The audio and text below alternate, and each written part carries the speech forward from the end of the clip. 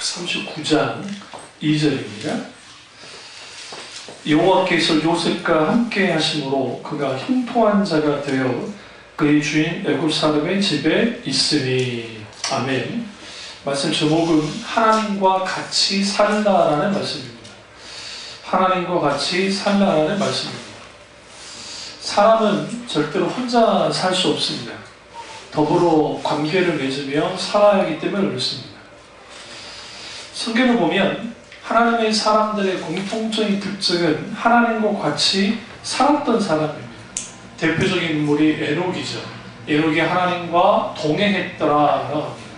이 동행했다라고 하는 이 히브리어 단어는 하라크입니다.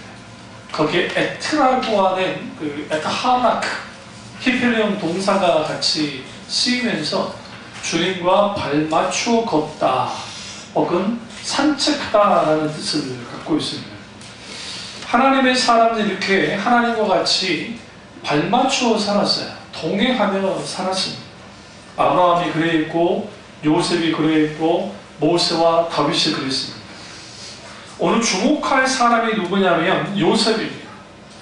우리가 이 단어 중에 가장 중요한 단어가 여호와께서 요셉과 함께 하심으로에 집중하셔야 됩니다. 하나님이 함께 하셨다.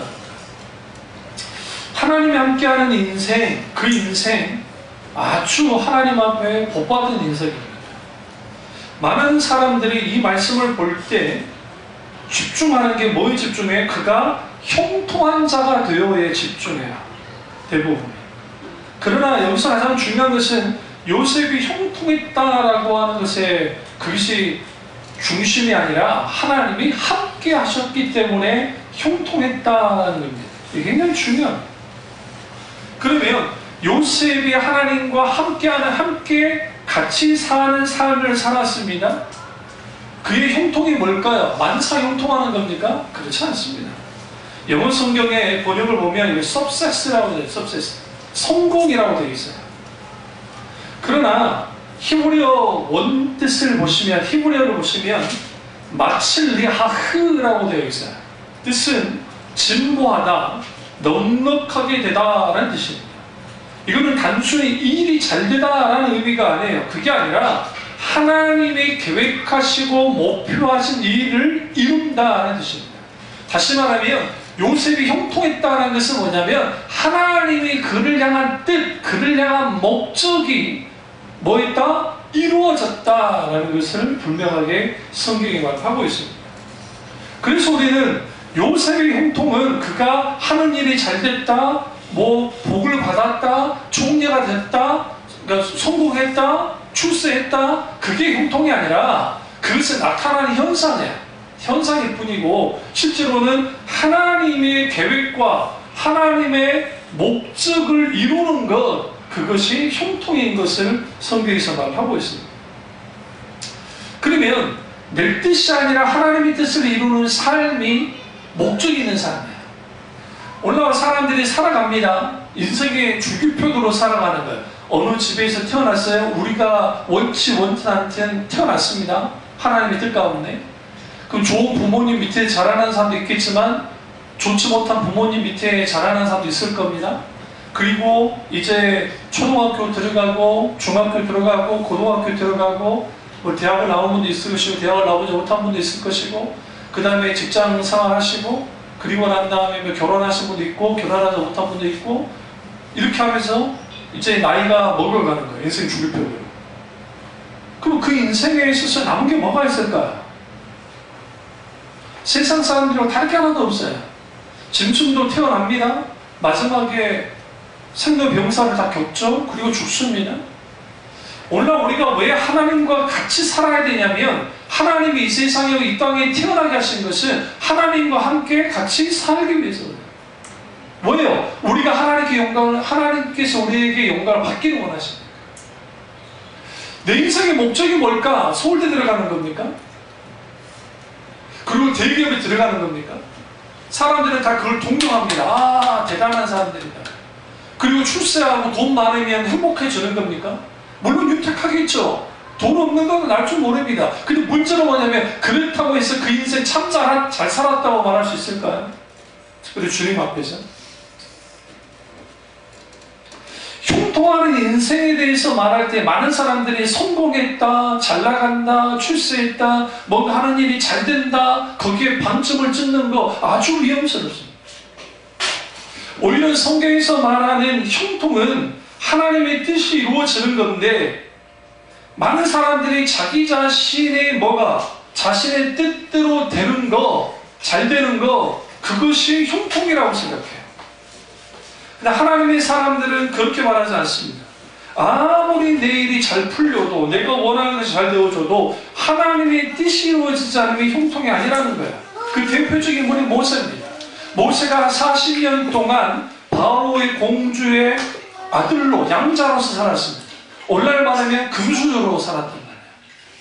얼마나 성공한 인생입니까? 그러나 히브리서나 그리고 성경을 들여다보시면 뭐라고 말합니까? 그가 그것을 만족하지 않았다는 거예요. 오히려 모함에서 살았다고 성경은 말합니까? 그가 민족을 돌아봤다고 말합니다. 모사라는 뜻의 이름이 구출하라는 뜻이잖아요. 건져내다라는 뜻이잖아요. 구출이 아니라 건져내다. 이 건져내다라는 의미가 뭐냐면, 이게 이집트어야. 히브리어가 아니에요. 이집트어로 건져냈다. 왜? 물에서 건져냈기 때문에. 근데 물에서 건져냈다라는 게 뭐와 관계가 있냐면 구원과 관계가 있어요. 그가 이제는 이스라엘 민족을 에집트에서 구원하기 위해서 쓰임받는 도구가 되어질 때, 그의 인생의 찬란함은 민족의 지도자가 됐기 때문에 찬란한 게 아니라 하나님의 구원의 목적, 그를 선택한 목적과 계획을 이루었기 때문에 그가 형통한 삶, 하나님과 함께하는 삶을 살았던 것을 보게 되어집니다. 만약 요셉이 인생의 목적을 자기 형통과 자기 성공과 출세와 부귀를 노렸다고 한다면, 그가 총리가 되고 난 다음에 뭐였을까요? 자기의 영향력을 확대시키고 부를 쌓고 뭔가 자기는 좀 더 권력자로서 더 탄탄대로 할 수 있는 근거를 마련했을 겁니다. 그럼에도 불구하고 그는 그렇게 하지 않았다는 거예요. 하나님께로부터 응답을 받은 그 꿈에 대한 해석, 하나님께 또 주어졌잖아요. 그 꿈에 대한 해석을 통해서 그가 이 총리로서의 삶을 온전히 잘 감당하는 것을 보게 되었습니다. 그러면 우리가 하나님과 같이 살기 위해서는 어떻게 해야 될까요? 첫째로 주님을 바라보는 관점이 달라져야 됩니다. 우리는 너무나도 하나님을 멀리서만 쳐다봐요. 하나님이 멀리 있는 분처럼. 우리가 하나님을 믿는다고 하지만, 물론 하나님은 두 가지 신학적으로 좀 풀이하자면 좀 어려울 수 있지만, 하나님은 두 가지 관점에서 우리에게 함께합니다. 하나는 내재적인 관점이고, 하나는 이 초월적인 관점에서 주님이 함께 하십니다. 내재적이란 말은 무슨 말이냐면 이 땅에 함께 하십니다. 임마누엘이라고 하죠. 하나님 우리와 함께 하시다. 여호와 삼마, 함께 하시는 하나님 우리와 함께 하신다는 거예요. 이 땅에 같이. 또 하나가 있는데 그게 뭐냐면 초월적인 관점이에요. 그분은 무소부재하시고 그분은 전지전능하시기 때문에 그 하나님의 그분의 차원에서 계신다. 근데 너무나 많은 사람들이 하나님을 신학이나 교리의 관점 속에서 막연하게 하나님이 거기 계실 거야 라고만 생각해요. 하나님은 거기에만 계시는 분이 아니라 찾아오시는 하나님이에요. 어떤 모습으로 각기 우리에게 하나님 그분을 드러내 보여주세요. 그러니까 아브라함이 하나님을 만났을 때 그는 아직 여호와 하나님을 알지 못했습니다. 성경에 보시면 그의 고백 가운데 하나님에 대한 신명칭들이 나오는데, 그 대표적인 게 엘올람의 하나님이에요. 그 엘올람의 하나님이 영원하신 하나님이에요. 그 영원하신 하나님을 알았고, 그 다음에 엘샤다이의 하나님이에요. 엘샤다이라는 것은 이거는 이 아카드에서 나왔어요. 그러니까 히브리어가 아니에요. 아카드의 샤다이라고 하는 것은 엄마의 젖이라는 뜻이에요. 그러니까 엘샤다이는 한국말로는 전능하신 하나님이라고 번역을 해놨는데, 사실은 엄마의 젖을, 이게 뭐냐면 젖을 먹이시는 하나님이에요. 돌보시는 하나님. 근데 어떻게 전능함으로 돌보시는 하나님, 그 하나님이 엘샤다이의 하나님이에요. 그리고 그 엘샤다이 하나님 이후에 이삭을 하나님 발전할 때 모리아 산에서 하나님을 바칩니다. 그때 그가 하나님 어떤 하나님인지 알았어요. 여호와 일의 하나님인 것을 알았어요. 여호와가 준비하신다, 예비하신 하나님. 많은 사람들이 예비하신 하나님 정도로 이해하는데, 여호와 일이라고 하는 그 단어 속에는 여호와가 준비한다는 의미가 있지만 또 하나 의미가 뭐냐면 주님이 공급하신다는 뜻이에요. 주님이, 주 나의 공급자, 주님이 공급해 주십니다. 공급하신다. 그 하나님이 공급하시는데 그가 아직 누구를 알지 못했어요? 여호와 하나님을 알지 못했어요. 왜? 계시하지 않았기 때문에. 우리가 각자에게 하나님이 나타나실 때에 무슨 도식화시켜서 그냥 그런 식으로 하나님 나타나게 생각하는데 그렇지 않아요. 성경에 하나님의 신명체는 수천 가지라고 볼 수 있습니다. 왜냐하면 하나님의 이름은 그렇게 많이 나오진 않지만 하나님을 향한 표현들이 많아요. 여호와는 나의 요새시요, 방패시요, 피난처시요, 산성이시요, 이런 표현들, 이 모든 것들은 뭐예요? 하나님에 대한 신명체예요. 하나님에 대한 명체예요. 표현할 때. 그러면 우리가 하나님과 같이 살려면 하나님에 대한 관점이 달라져야 되는데, 내가 관념적으로 하나님을 알고 있느냐와 성경에서 말하는 살아서 역사하신 하나님을 성령의 조명 가운데 경험하여 깨달아 알고 그분을 바라보냐에 따라 달라요. 교리와 그리고 이 소위 말하는 그러니까 교리 아주 중요합니다. 신앙의 뼈대 역할을 하기 때문에. 근데 우리는 교리로서만 하나님을 알면 그 하나님에 관해서만 하는 거야. 성경 공부를 통해서 하나님은 이런 분이야 라고 공부를 합니다. 그래서 하나님을 압니다. 그렇다고 해서 우리가 그 하나님을 경험한 건 아니야. 아는 것 뿐이지. 이거를 제임스 패커 목사님 책에 하나님 아는 지식이라는 책 가운데서 이렇게 말합니다. 많은 사람들이 어떤 착각을 하냐면, 내가 하나님에 관해서 알아요. 공부를 해가지고 교리로 알아요. 그럼 내가 하나님을 안다는 거야. 그렇지 않아요. 예를 들어 이거죠. 누군가가 자서전을 썼어요. 자서전을 써가지고 그 자서전을 내가 이제 읽었습니다. 자서전을 읽었는데 그럼 내가 그 사람을 안 거야? 개인적으로 아는 건 아니잖아요. 자서전 책으로만 아는 것뿐이지. 성경을 굳이 하나님의 자서전이라고 표현하면, 굳이 성경 하나님의 자서전이라고 표현하면, 말한다고 한다면, 내가 그 성경을 달달달 외우고 성경을 읽었어요? 근데 그걸 내가 하나님 아는 거예요? 지식적으로는 알아요. 관념으로 알아요. 그냥 경험하여 아는 거예요? 만약에 성경을 달달달 외우고 지식적으로 알았다고 한다면 바리새인들은 하나님을 알았을 거예요. 성경 보시면 그들은 영생을 얻기 위해 성경을 상고한다는 성경 말하니까. 근데 예수님 뭐라 합니까? 저들이 형용을 경험한 적이 없고 본 적이 없고. 형용이라는 단어가 좀 어렵게 쓰였어요, 한글 성경이. 근데 그거는 그 presence of God, 하나님의 임재를 경험한 적이 없다는 거예요. 하나님의 임재를 경험하지 없기 때문에 그들이 모세의 글들을 읽었지만 누구를 알지 못한다 했어요. 내가 오히려 하나님을 알지 못한다라는 표현을 속에서 지식과 관념으로 하나님을 알지 못한다는 것이 아니라 성경에서 말하는 하나님을 경험을 통해서 알지 못한다는 거예요. 오늘날 너무나 많은 교인들이 성경에서 말하는 하나님은 살아서 역사하신 하나님을 사실적이고 실제적이고 개인적으로 경험하여 알지 못하면 하나님은 막연한 분이 되는 거예요. 내 머릿속에만 있는 하나님이 되는 거예요. 성경 이야기 속에만 있는 하나님이 되어버리는 거예요. 그렇게 되어지면 무슨 일이 벌어지냐면, 우리가 목사님 설교해요. 아브라함을 통해서 역사하신 하나님 믿습니까? 아멘, 아멘 해요. 그런데 막상 내 현실 속에 문제가 생겼을 때, 일들이 벌어졌을 때, 정말 내게 살아서 역사하신 하나님을 믿느냐고요. 정말 믿는다고 하면 하나님께 기도로 나갈 겁니다. 하나님 도와달라. 역사해 달라.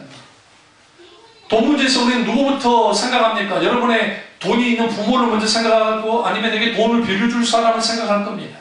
그리고 이렇게 기도할 겁니다. 주님, 내가 돈 빌려달라 할 때 돈을 흔쾌히 빌려줄 수 있도록 마음을 돌려달라고. 그 사람은 누구를 의지하는 겁니까? 그 사람을 의지하는 거예요. 하나님을 의지하는 거예요. 그리고 왜 그러냐면, 대표님 오늘 여호와 이레에 대한 말을 했으니까, 여호와 이레 하나님, 오늘날의 신앙가는 어떻게 만들어놨냐면 여호와 이레 하나님, 그러면 아브라함의 하나님이 나의 하나님 되게 원하니까 여호와 이레 하나님 되어주세요. 기도해요. 많은 사람들이. 그런다고 해서 하나님이 여호와 이레 하나님 되어줍니까? 아니, 여호와 이레 하나님을 경험해야 돼요. 만나야 돼요. 기도가 좀 바뀌어야 돼요. 여호와 이레 하나님을 경험하고 알게 해달라고 기도해야 돼요. 그게 먼저, 이게 제 말이 아니에요. 헨리 브리카비 목사님이 책 가운데 하나님을 경험하는 삶이라는 책이 있는데 친밀교입니다. 근데 거기에서 정확하게 말합니다. 많은 사람들이 하나님 이런 하나님 되어주세요, 저런 하나님 되어주세요, 그렇게 되어지길 믿습니다, 하나님 믿습니다. 그런다고 되어지지 않고 성령의 조명 속에서 내게 공급하시고 예비하신 하나님을 경험할 때 비로소 내가 여호와 이레 하나님을 경험하고 하는 거예요. 그게 성경에서 말하는 신앙이에요. 그러니까 오늘날의 신앙 가운데 왜 하나님과 같이 사는 삶을 살지 못하냐면 실제 내 삶 속에서 하나님에 대한 생각을 얼마나 하면서 살며 실제로 하나님이 내 삶 속에서 개입하셔서 삶을 변화시키고 삶 가운데 역사하는 하나님을 얼마만큼 경험하며 누리며 사느냐고요. 교회에만 와야 하나님을 경험하는 겁니까? 도대체 그런 신앙이 어디 있다고 봐. 물론 하나님의 교회 가운데 예배 가운데 하나님을 경험하는 일들, 하나님을 만나는 일들이 있어야 됩니다. 분명하게. 그럼에도 불구하고 우리의 신앙을 지탱하는 것은 삶 속에서 개입하시고 경험하는 하나님이에요. 왜 그러냐면 우리의 삶이 우리의 예배 나오는 시간보다 많기 때문에. 신앙의 속편은 삶에서 결정되어지지 사실상 교회 생활은 누구든지 교회 나와서 예배드리고 은혜 받으려고 하기 때문에 그 똑같아요. 문제는 하나님께 나와서 예배드리는, 그러니까 하나님을 만나러 가는 그 모든 부분 속에서 실제로 예배가 없는서 하나님을 경험하는 삶을 누리지 못해요. 임재를 경험하지 못해요. 하나님을 만나지 못해요. 그러니까 하나님을 바라보는 관점이 달라져야 되는데 그 관점은 어떻게 변화되어지냐면 내가 믿고는 하나님이 내게 있어서 어떤 하나님이냐는 거예요. 살아서 역사하는 하나님인가 아니면 내 관념 속에 소위 말하는 전통과 인간 만드는 전통과 종교적인 규칙과 그리고 기타 등등 그러한 것을 통해서 내가 하나님을 믿고 있지 않는지를 분명히 봐야 돼요. 종교생활과 신앙생활은 전혀 다릅니다. 여러분, 종교생활은 어떻게 가능할 수 있냐면 그 모양과 틀이 있기 때문에 형식과 의식만 잘 따라가면 다 가능해요. 한국교회의 가장 큰 아픔이 뭐냐면 너무나 많은 교인들이 그 의식과 형식은 유교적이고 가능성은 불교적이에요. 그러니까 문의는 기독교인이에요. 문의는 기독교인이라고. 그리고 기독교 용어를 사용을 해요. 그러나 막상 그들의 신앙의 모습을 들여다보면 아주 유교적이고 그냥 계급사회 같은 어떠한 그런 것을 직분을 통해서 막 만들어내고 틀을 만들어내고 하는 거예요. 그리고 감성적으로 불교적이에요. 그러니까 자기 공덕을 믿는 신앙을 가져요. 내가 열심히 교회에서 봉사하고 열심히 헌금하면 하나님이 복 주실 거라는 거예요. 그 말이 틀린 겁니까? 맞는 겁니까? 원론적으로는 틀린 말은 안 해요. 근데 문제는 뭐냐면 복 받기 위해서 하는 게 문제예요. 내가 하나님을 사랑하기 때문에 내가 그분을 위하여 헌신하고 봉사하고 했을 때 하나님의 은혜 가운데 우리에게 복을 주시기도 한다는 거죠. 기복 자체는 잘못된 게 아니라 기복주의가 문제죠. 근데 문제는 뭐냐면 복 받기 위하여 11월달만 되면 갑자기 수능 무슨 기도회 하면서 뒤에다가 우리나라의 가장 큰 교회에서도 그런 일을 한 거 제가 뉴스에서 본 적이 있는데 뒤에다가 뭘 딱 써놓냐면 이제 원하는 학교 써놔. 그리고 이제 돌아가면서 기도를 같이 해주는데 하나님 이 학생 부모가 이제 기도하는 거예요. 부모가. 그러면 이대야 붙게 해달라고 하나님. 여러분, 공부 안 하는 아이들이, 공부를 못하는 아이들이 어떻게 서울대를 들어가며 하겠습니까? 근데 믿음으로 기도하면 된다는 거예요. 근데 목적은 뭐예요? 대학 들어가는 거예요. 합격하면 하나님께 영광이라는 거죠. 그럼 떨어지면 하나님께 영광이 안 되는 겁니까? 떨어지면. 그러니까 신앙을 일종의 도식화시키는 거예요. 도식화시킨다는 뭐냐면 A, B, C, D, E, F 하면서 그것만 잘 따라가면 신앙생활이 된 거라고 생각해요. 그거는 율법주의가 만드는 형태예요. 살아서 역사하신 하나님과 친밀한 교제를 나누며 삶 속에서 주님의 음성을 들어야 돼요. 여기서 음성 듣는 게 뭐 계시를 만나는 게 아니에요. 내적인 감동 가운데 있어요. 어제 잠깐 그 새롭게 하셨는가 뭔가 잠깐 보다가 아니 구TV에서 누구예요? 개구우먼 지금 암 걸리셨다가 지금 이선미 씨가 그 말 하는 거예요. 남편과 사이가 너무 안 좋았을 때 하나님 저를 죽여주세요, 헤어지게 해주세요 막 기도했다는 거예요. 하나님 울면서. 그러다가 어느 날인가 하나님께서 그 마음을 팍 바꾸신 거죠. 만지시면서 네가 잘못했다는 거야. 남편이 다 잘못한 줄 알았는데 하나님 잘못 용서해 주세요 하면서 이제 그렇게 기도하다가 매 삶 속에서 하나님께 묻는다는 거예요. 기도하면서 하나님 어떻게 하기를 원하세요? 어떻게 해야 되지? 무엇을 해야 되지? 여러분은 하루의 삶을 살면서 하나님께 얼마만큼이나 묻습니까? 우리는 중요한 결정할 때만 묻습니까? 솔직히 중요한 결정할 때 잘 안 묻잖아요. 그냥 무조건 하나님께 해주십시오. 당신은 믿습니다. 얼마나 믿음들이 좋은데. 하나님 의존 같아서 묻지 않아요. 그분은 걸어가면서도 뭐 할 때도 계속 하나님에 묻는 거예요. 그게 하나님과 함께 사는 삶이에요. 사는 삶이라고요. 하나님과 같이 사는 삶. 그러니까 하나님을 보는 관점이 어떻게 달라져야 되냐면 내 지식과 내가 이때까지 전통적으로 배웠던 하나님, 고착화된 하나님이 아니고 그것은 우리의 믿음의 선배들을 경험한 하나님들이에요. 그러면 물어보자면 내가 경험한 하나님은 어디 있냐고. 각자가 경험한 하나님은 어디 있냐고. 물론 이 모든 것을 성경으로 분별을 해야 됩니다. 성경 말씀을 통해서. 그 하나님을 내가 경험하여 알았을 때에 내 눈앞에 비춰진 하나님이 엄한 아버지 밑에 자라난 사람들은 하나님이 아주 그냥 엄격한 하나님처럼 느껴지는 사람들이 있어요. 아빠하고 굉장히 관계가 막 친구처럼 있는 사람들은 하나님부터 친구처럼 막 느껴지는 사람도 있어요. 그게 인간은 기본적으로 롤 모델이 있으면 그걸 그대로 투사를 시켜요. 하나님 향해서. 하나님 아버지이기 때문에. 그러다 보면 각자가 인식하는 하나님이 있어요. 아주 하나님이 올곧고 아주 깐깐하고 그런 하나님으로 보는 사람도 있고 어떤 사람은 사랑의 하나님으로 보는 사람도 있고 기타는 여러 가지가 있어요. 우리가 하나님을 온전히 알 수는 없어요. 그분이 하나님이시기 때문에.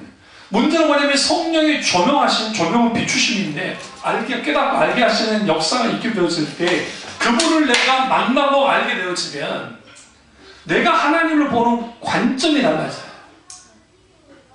그러니까 우리가 성경을 읽을 때에 우리는 너무 결론까지 다 알아요. 서울은 본론 결론까지 다 안다고요. 그러니 우리 너무 쉽게 성경을 읽어나가거든요.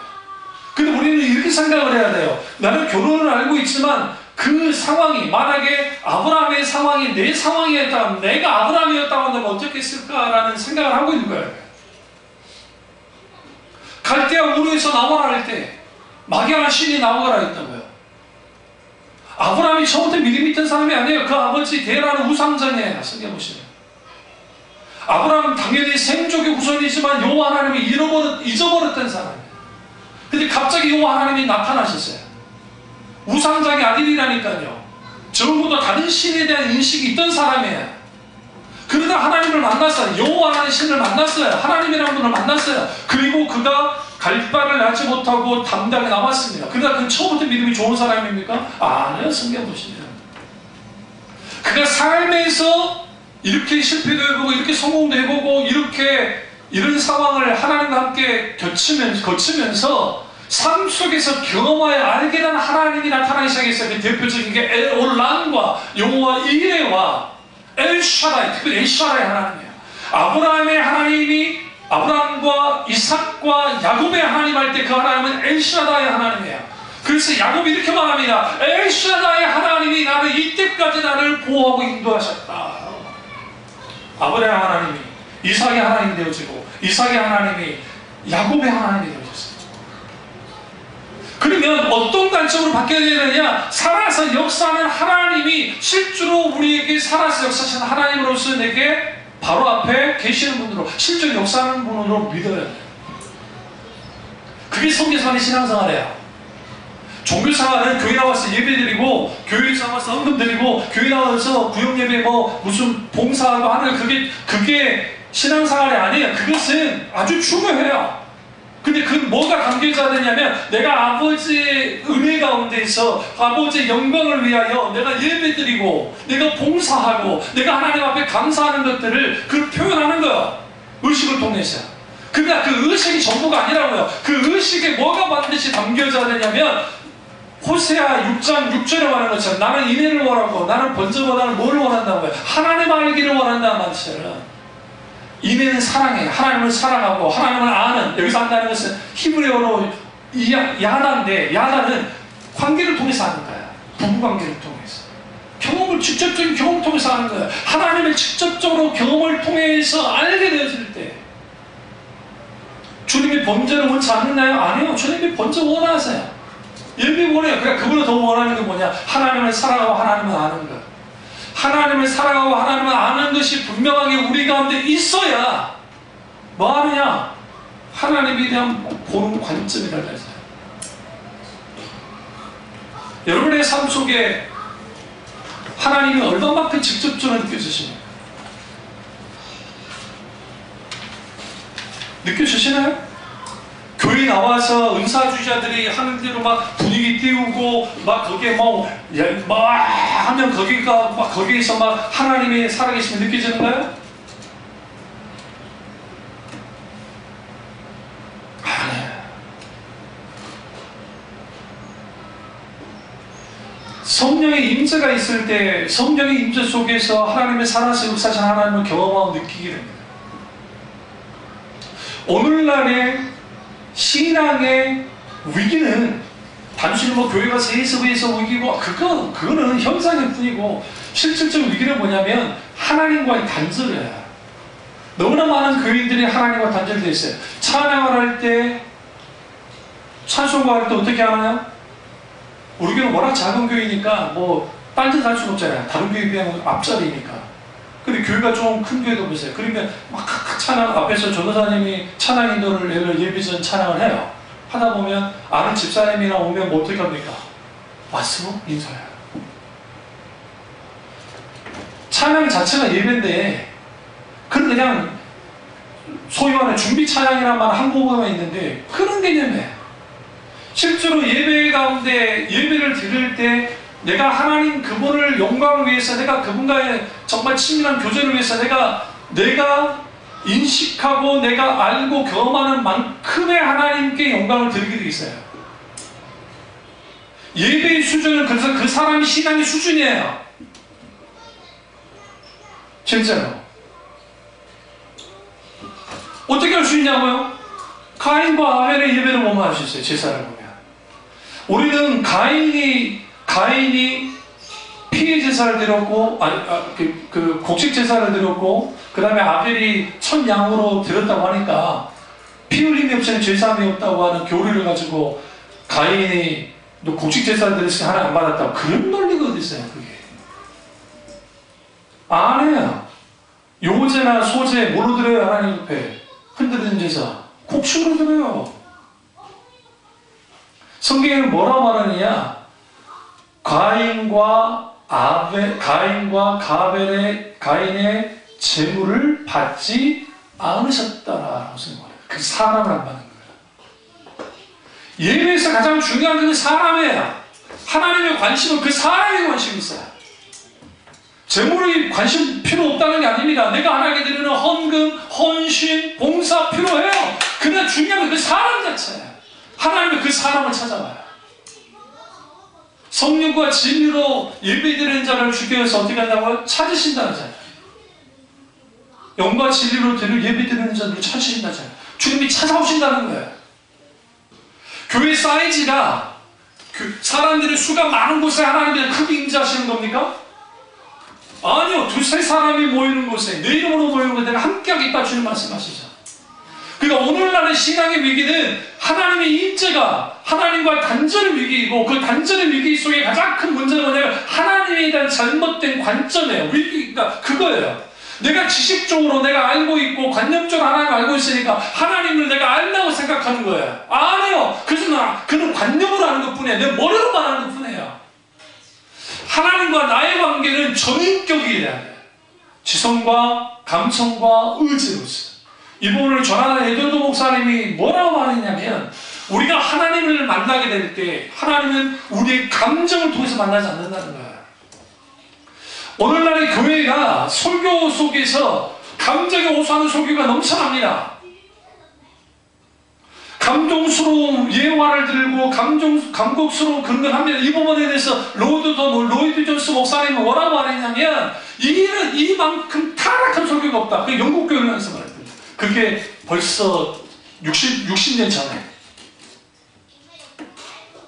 대부분이 그런 식의 설교가 넘쳐나요. 왜 넘쳐나냐면 감정에 호소를 해야 사람들이 감정을 빨리 움직이기 때문에요.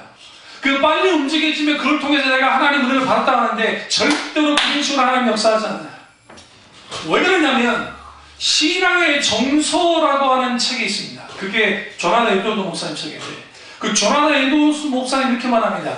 우리의 지성에 이걸 총명이라고 그러는데, 그 총명의 성령의 비추심에 성령의 놀라우신 조명의 역사가 있을 때 여기에서 뭘 하느냐, 살아서 사신 하나님의 그 말씀이라는 그 사람을 확 깨우는 거예요.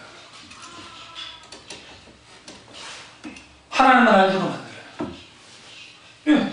근데 그 지식적으로 알고 있던 것이 정서로 들어와. 이게 감정이라고 하는 건데, 어떤 감정을 갖게 만드냐면 그 말씀에 대한 반응을 통해서 성령께서 놀랍게 그분의 살아서 역사하시는 것을 느끼게 하게 만들어요.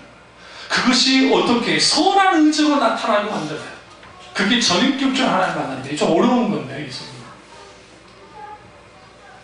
그러니까 왜 그렇기 때문에 우리가 하나님이란 인식 자체가 바뀌어 있지 않으면 내가 믿고 있는 하나님이 이게 불교적인 하나님인지 이슬람교적인 하나님인지 내 종교심의 발로인지 아니면 성경에서 말하는 하나님을 믿고 있는지 봐야 돼요. 좀 더 과격한 표현으로서 이 부분을 다루는 목사님들이 계세요. 그분들이 뭐라고 말하냐면, 과연 내가 믿고 있는 하나님이 성경에서 말하는 하나님인가?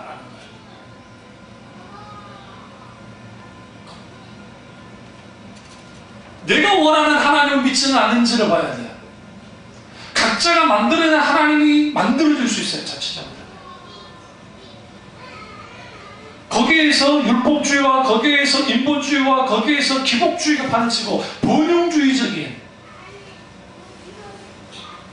실용주의적인 세속화되어진 그러한 신앙이 마치 신앙인 것처럼 하는 거예요.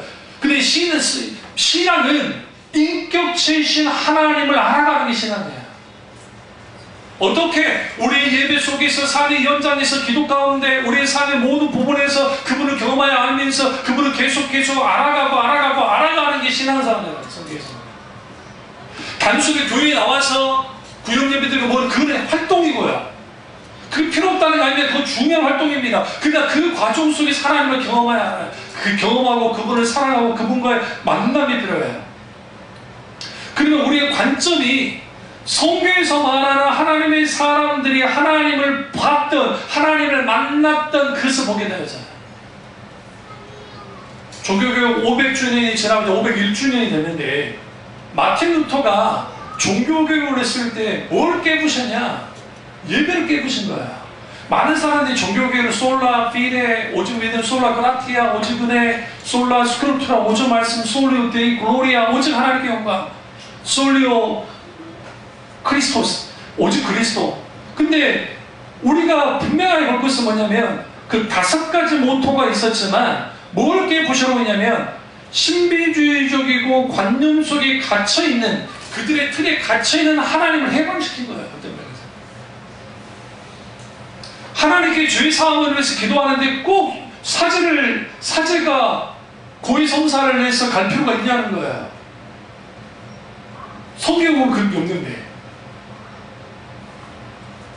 하나님에 대한 인식과 관점이 달라져요. 여러분, 저도 뭐 바티칸이나 그 유럽에 갔을 때 그 어마어마한 성당들을 보면서 두 가지 감정이 들었는데, 하나는 대단하다. 그들의 종교심이 대단하기 때문에 대단한 일들을 이룹니다.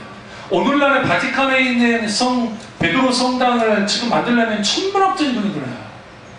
수십조가. 1, 2조로는 그걸 지을 수가 없어요. 그거를 지금 600년 전에 사람들이 만들었다는 거 아니에요. 그럼 그 종교심이라는 게 얼마나 대단합니까? 그럼 그래요. 하나님 하신 겁니까? 아니에요. 면접을 팔고 하면서 그 종교적 탐욕이 이렇게 만들었다고요. 그러니까 종교심으로 인한 소위 말하는 성과물들이 하나님이 하신 걸 보여줘야 그렇잖아요. 하나님은 우리에게 반드시 뭘 원하시냐면, 세상은 크고 바벨탑처럼 강하고 많은 것을 추구한다고 한다면, 하나님은 작고 좁은 길에 대해서 말하잖아요. 카도시, 거룩함을 말해요. 거룩함을. 근데 거기에 딱 들어갔을 때 와, 크다, 대단하다. 한쪽에는 뭐냐? 하나님의 임재가 전혀 느껴지잖아요. 과연 이곳에 하나님이 함께 하실까? 여러분, 분위기로는 하나님 함께 하세요. 정말 분위기 달라요. 여러분, 그 웅장한 건물 속에 있는 제가 거기 갔을 때 마침 교황이 미사를 집전하고 있었는데, 그 교황의 소리가 막 들리더라고요. 들어가고 싶었는데 그 군의병이 많기 때문에 이제 못 들어갔는데, 근데 거기에 그런 걸 딱 들어보면 그 그레고리 찬트로 음악을 단소리 음악으로 막 예를 들어 성부여 우리에게 뭐 은혜를 주소서 하면서 막 라틴어로 하든 뭘 하든 막 하잖아요. 그 분위기가 막 종교적인 분위기예요. 그럼 그 속에서 살아서 역사하신 하나님을 온전히 경험합니까? 성령이 많이 오지 않았대요. 그래서 우리가 보는 하나님의 관점이 성경에서 하나님의 사람들이 하나님을 봤던 관점으로 바뀌어져야 하나님과 같이 살 수가 있어요. 왜 그러냐? 믿음에 있어서 가장 중요한 게 뭘까요? 믿는 걸까요? 아니요. 믿음의 대상이 아주 중요해요. 믿음의 대상이 중요해요. 왜냐하면 믿음의 대상이 하나님 아니면 아무 의미가 없어요. 여기 하나님 교회 안상옥에 믿는 사람들, 장기점 믿는 그런 사람들을 믿음의 대상이 잘못되어 있잖아요. 신천지 이만희 마찬가지고. 그런데 믿음의 대상이신 하나님을 믿는 것은 기독교인이랑 정통적인 기독교인이랑 다 똑같이 믿을 거예요. 그런데 그 믿음의 대상이신 하나님이 어떤 분으로 믿느냐가 가장 중요해요. 교리로 살아서 하나님 믿는 거 중요해요. 중요하지 않다는 게 아니에요. 거기에 머무는 게 문제예요. 하나님에 관해서 아는 것으로 끝나는 게 문제예요. 그걸로 하나님을 안다고 생각하는 게 문제예요. 우리의 삶 속에 찾아오셔서 성령의 조명감을 경험하여 알게 되어서는 그 하나님을 내가 알기 시작할 때에 신앙은 실제가 돼요. 오늘날의 신앙이 실제가 되지 않죠. 어떤 문제 생길 때 왜 믿음이 거기에, 왜 우리의 기도가 실질적으로 거기에 사용되지 못할까요? 왜 믿음의 역사가 나타나지 않을까요? 저는 믿음 만능주의를 말하는 게 아니에요. 적어도 우리 속에 하나님의 믿음의 역사들이 나타나야 되는데, 삶의 현장 속에서 어느덧 우리의 기도의 응답은 어디 있으며, 자꾸만 하나님과의 나의 거리는 가까워지는 것 같지 않고 멀어지는 것 같은 그런 느낌들이 있지 않습니까? 왜 그럴까요? 하나님과 나와의 관계에 문제가 생긴 거예요. 그래서 두 번째는 뭐냐면, 하나님과 같이 살려면 하나님과의 관계가 회복돼야 돼요. 어떤 관계로? 친밀한 관계가 돼야 돼요. 관계라는 것은 쌍방향이에요. 일방적이지 않아요. 하나님은 한결같이 우리를 일방적으로 사랑해 주십니다. 그다음 중요한 건 뭐냐면 우리가 문제, 우리는 하나님 말고 살아가는 것이 너무 많아요. 그러다 보니까 하나님과 관계가 되지 않는 거예요. 하나님과 관계를 가지려면 하나님을 성경에 뭐라고 그래요? 야고보장로 가까이 해라 했잖아요. 하나님을 가까이 해야 돼요. 여러분 드라마를 가까이 하신 분들 드라마의 은혜를 받습니다. 안 그러나요? 세상 노래에 가까워서 세상 노래의 은혜를 받아요. 아니 여러분 교회 공동체가 야외에 나갔는데 그렇게 굳이 세상 노래 할 필요가 있을까요? 여전도회들 나가거나 뭐 거기서 세상 노래를 부릅니다. 사랑은 아무나 하나, 막 사랑은 아무나 하나. 내 나이가 어때서? 이 사람들은 주로 뭘 가까이 하는 사람들이냐면 그거 세상 노래를 가까이 하는 거예요. 제가 말씀드렸잖아요. 예전에 권사님들이 제가 잘 알지 못하는 분들이지만 그 권사님들이 그 좋은 자연환경에 나오셔서 70대, 80대 넘은 권사님들이 다 모이시더니 어머나 감사하다, 감사하다, 하나님 감사합니다. 막 그 한두 분이 아니야. 어르신들 특징들이 나오면 안 됐잖아요. 자기 할 말만 하잖아요. 다 똑같잖아요. 하나님 감사합니다, 감사합니다. 근데 갑자기 어떤 권사님 한 분이 주 하나님 지으신 모든 세계 내 마음속에 그리워올 때 음정박자 안 맞는 권사, 제가 잘 부른 거예요. 음정박자 안 보는데 저는 천상의 소리를 천상의 소리. 내가 제가 은혜 받았어요. 그리고 그분들이 믿는 하나님이 살아서 그 삶 속에 지배하는 거예요. 하나님. 오늘 기독교인들 속에 하나님 그분이 지배하는 자가 되어야 되는데 오늘 하나님이 지배하지 않아요. 세상이 지배하고 물질 논리가 지배하고 내가 기독교인이라고 말하지만 정말 기독교인으로서의 삶을 살고 있는지 내가 믿고 있는 하나님이 정말 어떤 하나님인지가 아주 중요해요. 그냥 이러한 설교가 강단에서 설교되지 않기 때문에 실제로 자기가 하나님을 믿고 있다고 생각을 해요. 나는 믿고 있어. 그러나 그것은 자기 생각이고 성경에서 말하는 하나님을 내가 믿고 있는지 분별해야 돼요. 오늘 요셉처럼. 다음 주에 시간이 갔기 때문에 다음 주에 이어서 설교하겠습니다만은 우리가 정말 하나님 그분을 가까이 할 때 그분과의 가까이 하면 가까이 할수록 뭐가 달라질까요? 두 가지가 달라요. 하나님을 가까이 하면 하나님을 더 사랑하기 시작합니다. 그리고 하나님의 사랑을 받습니다. 또 하나는 하나님을 깊이 알기 시작합니다. 성령님은 어떻게 역사하시냐면 한마디 단어 가운데서도 하나님을 충분히 경험하게 됩니다. 실제로 성령이 그렇게 역사하세요. 김남준 목사님이 이 과거 전도사 시절에 그분 오랫동안 목사님을 안 받다가 목사를 저 받으셨는데 일부러 안 받으셨어요. 근데 섬기는 교회 권사님 한 분이 갑자기 전사님 손을 고구마 삶으셔가지고 고구마 주시면서 어려운 분들은 그분들이 많으셨거든요. 근데 고구마 탁 주면서 전사님 집에서 춘천할 때 드세요 하면서 근데 그분이 뭐라고 하냐면 회심한 사건에 대해서 충분히 설교를 하는 거예요. 설명을 하는 거예요. 하나님의 은혜가 어떤 것이고 내가 하나님을 어떻게 깊이 알았고 하나님을 어떻게 만난 것을 추구하는데 그분이 배움이 아주 짧은 분이에요. 무슨 말이냐면 너무 오랜 그러니까 어린 시절에 일단 여자분들 공부를 안 시켰잖아요. 그러니까 초등학교 문턱도 안 가보셨어요. 하나님 은혜로 한 그릇 깨우치고 그리고 그 속에서 경험한 하나님에 대해서 말하는데 목사님 그때 전도사님이죠. 깜짝 놀란 게 왜 깜짝 놀라냐? 그분이 그 한참 그때 읽고 있을 때 청교도들이 그 하나님 인식권에 그런 글들이 있어요. 그 내용과 똑같아요. 성령 역사입니다. 그리고 얼마 있다 소천하셨어요. 그것이. 그때 목사님이 무슨 생각을 했냐면 내가 하나님을 믿고 안다는 게 뭘까? 오늘날의 교인들이 깊은 사유 없는 신앙생활을 해요. 그러니까 말초적이고 감정적이고 즐겁고 그 교회 가서 활동하고 사람 만나고 즐겁고 그거의 신앙이 전부라고 생각해요. 실제로 하나님께 은혜 받는 것에 대한 생각을 하지만 사실 그 부분을 가운데 가지 못해요. 근데 그렇게 성령의 조명 가운데 성경에서 말하는 살아서 역사하신 하나님을 내가 경험하여 깨달아 알고 그 하나님 어떤 분인지에 대한 탄성을 내가 믿고 있는 하나님이 얼마나 위대하시고 그 그분이 정말 단순히 돈으로만이 아니라 얼마나 대단하고 내가 예수 믿고 구원받고 내가 예수를 믿는 사람인 것이 얼마나 행복하고 얼마나 귀한 것인지를 깨달아 아는 것들이 나야 되는데 그런 회심의 감격들이 거의 사라진 거죠. 그 이유는 뭐냐? 하나님과의 친밀한 교제, 하나님과 관계가 깨져서 그 관계가 회복되었으면 초등학교 저희 형이 목사님이다마는 초등학교 3학년 때 입교자 하나님 만났잖아요. 저는 중2 때 만났고 오디션 하는 거였어요. 그 하나님이 만나주실 때 바뀌어져요.